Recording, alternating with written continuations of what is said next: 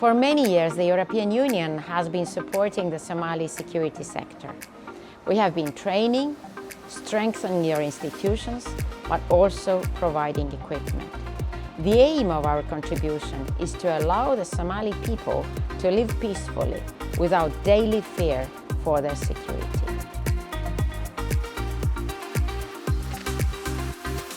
EUTM Somalia's mission is to contribute building a security sector that is effective and accountable to the federal government. We do this by providing strategic-level advice to Somali authorities within the Mogadishu area, as well as specific mentoring, advice, and capacity building in the training domain.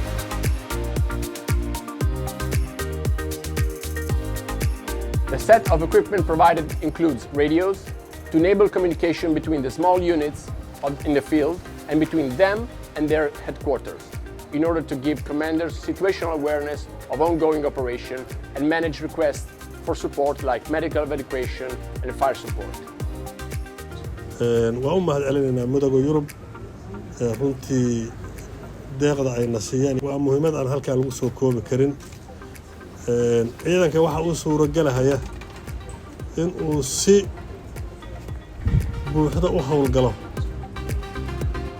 in uu goobaha dagaalka ka hawlgalo dhammaan waa qalab u sahlahaya hawlgalkiisa inuu ku guuleysto haddii Ilaahay yiraahdo.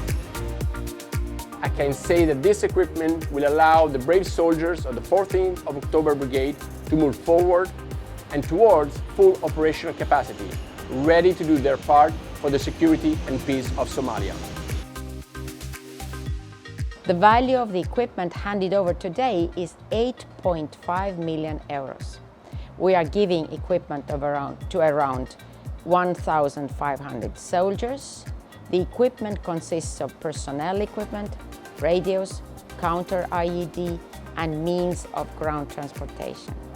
The remaining support is delivered over the next 3 months. Further packages of 20 million euros of similar kind are also being planned.